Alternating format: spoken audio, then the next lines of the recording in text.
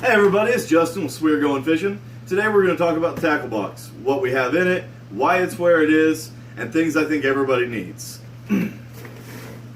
So what we have here in the front is easy access. I have two pairs of needle nose. I have a smaller pair for panfish and small bass, and I have a larger pair for larger bass and for catfish.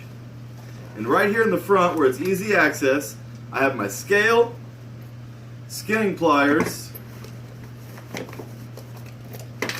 I have super glue, a lighter, and fish grips, things that I think I might need in a hurry in different situations. Off to the side over here, I keep extra line, different weights for leaders, and anything that might arise where I might need to tie something up on the boat. You never know, weird things happen. Also keep a massive amount of latex gloves on me, because when I catfish, I really don't want to touch liver and then eat a sandwich. So, this is my way of avoiding that. On the other side here, I keep 3 separate stringers for different fish, different species. If I'm fishing bass and catfish at the same time, or maybe I have several small catfish and one large one, and I don't want the large one killing the small ones while it's thrashing around. I also keep over here this 6 cents bag that I put my used soft baits in. When a worm gets tore up to where I can't use it, I put it in here. I have a box in the garage. That way when that box gets full, I can melt those down and remold them into new soft baits. On the inside of my lid here, I have a pouch, and in that pouch I have several types of pantyhose, and I use that for punch baits and liver, other soft baits that are not going to stay on a hook while I'm catfishing. So that helps me hold those baits on. I'm not constantly rebaiting, using a ton of liver, soft baits, whatever I'm using at the time. Later in the video, I'll also be talking about my go-tos. Things that if I could only take one small box with me to go fishing, these are the things I would take with me. Because I know, regardless of the situation, I'm going to be able to land some sort of bass. It may be small, but I'll be catching bass. So we'll get into that in just a little bit. Okay, we're going to cover what I have in each box and why. But before I do that, I'd just like to point out that you should always keep all your boxes in the same order. That way, when you need to get to a different bait in a hurry, you're ready to change up, you don't have to think about what you're doing. You just reach into that box, grab what you need, it's in your hand, you can tie it on and get back to fishing. You don't have to dig. It makes everything much more simple. Alright, we're going to start with my catfish stuff. I keep this out of my box as of today because I had to expand for my soft plastics. But in the first box, I keep all of my catfish hooks, barrel swivels, clips, in here nice and organized. I know where every hook type is at all times. I know where every hook size is at all times. And it's easy to access. I can change up on the fly if I need to change baits, or if I'm targeting something a little smaller or a little larger. In the second one, I have my assortment of weights, bells, I have bobbers, I have leaders, I have a small pair of scissors that I keep in here. It's used for bass and catfish. I only keep it in here because this box has the space for it. And I also have batteries for my light up bells. Moving on to my soft plastics, I have various sizes and colors. I have various sizes and colors of curly tail worms in here. And that's all this box is.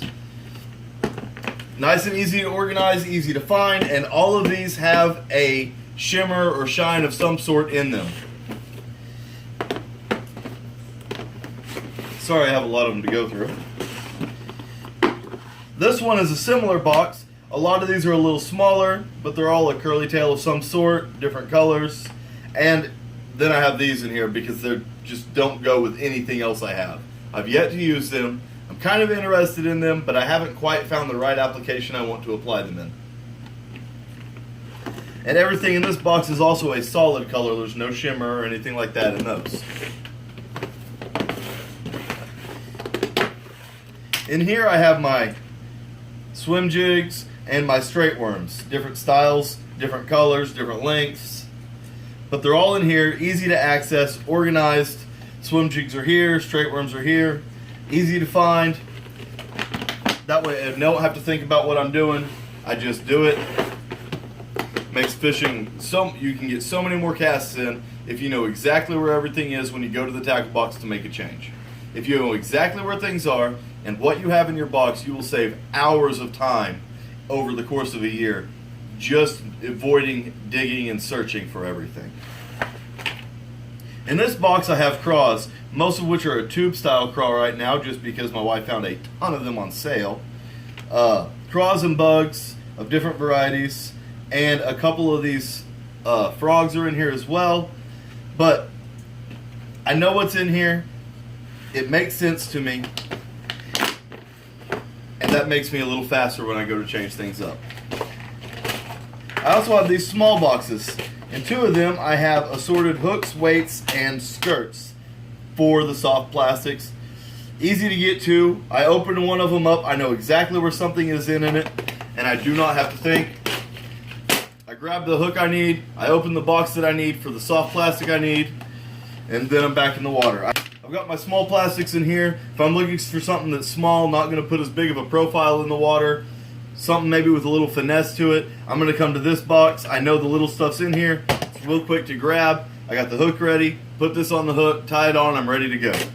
And then I have this box here, which is rubber frogs. I might use them for a trailer. I might use them by themselves. But when I need them, they're right there ready to go. Alright, now we're going to get away from the soft plastics and some of the more hard baits. These are kind of an odd organization just because I only have 3 boxes that everything's in. And the organization probably won't make sense to most people, but it makes sense to me. And I know where things are. That's the important part. It's not what you put together or how you do it. It's knowing where your equipment is. So in here I have things. My top waters are all in here. Torpedo, frogs, several frogs, a couple poppers. I also have rattle traps, some hard poppers, and lipless cranks as well. Keep these all together. I don't know why it makes sense to me, but it works. When I think about it in a practical sense, it doesn't make any sense the way I have these boxes, but it works for me when I'm in a hurry and looking for something, so that's how I organize it. In this box I have all my crankbaits. I know they're all together, regardless of what they are. I have one lipless, I have a hybrid swim jib crank, I have my jerk baits are both in here, smaller ones, deep diving, square bill, everything's in this one box. It's easy to view, easy access, and know where I'm going when I need it. Now most things I don't have enough to do an entire box full of hard plastics and jigs and things like that, but the crankbait is one thing that I do, so I have a box dedicated to it. Now this box I have is a little deeper, and it's because I have things like this in it. Swim baits, I have several of those in here. I have this swim bait, which is identical to the hybrid crankbait without the lip. I have my MEPS in here, rooster tails, spinners, things like that are all in here because I don't want to damage these wire springs, and because it's where I had space left. This was kind of the leftover box. When I put everything together, this was the box of, okay, what do I have left? I have spinners, I have my MEPS, those kind of go together okay, but I still have space. Alright, let's throw the beetle spins in there. They're a spinner as well. And then I had a few more slots left, and I did not have a home for my swim baits. So, I put my swim baits in here. It makes sense to me, and it works.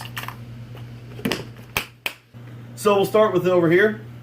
I have my topwater popper, like this. I've caught some real nice fish on it, and it's a must-have for me. If it's not in my box, I'm going to buy another one. I don't care if it's what the situation is. If I have to drive 45 minutes one way to buy just one thing to have this, I will have this in my box. Also, I want to have a jerkbait with me. Maybe not necessarily this jerkbait, but I will have a jerkbait.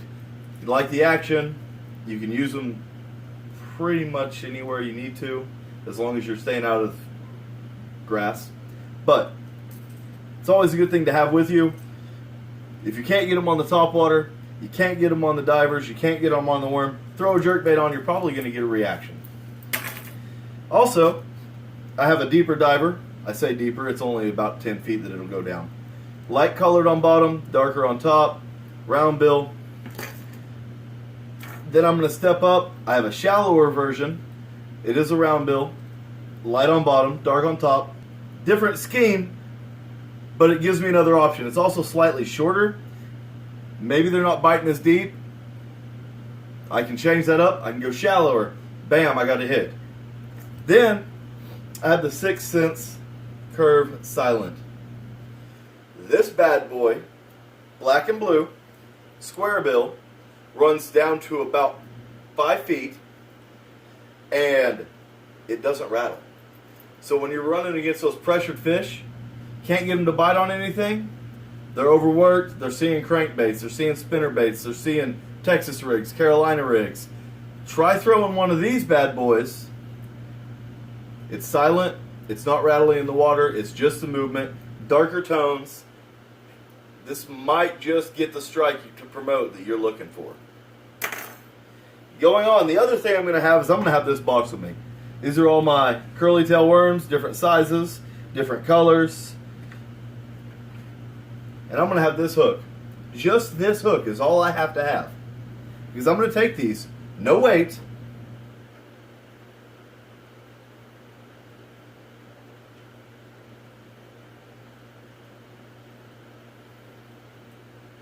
now I'm weedless. Just like that. I need to throw up in the trees. I need to throw into some grass. I've got this. And it's going to have this natural slow dropping action on the fall. I get most of my hits on this on the fall. And it hasn't failed me yet. I've yet to go out and had to resort to this and not put a fish on the bank. So those are my go-tos. That's how I organize my box, and that's why.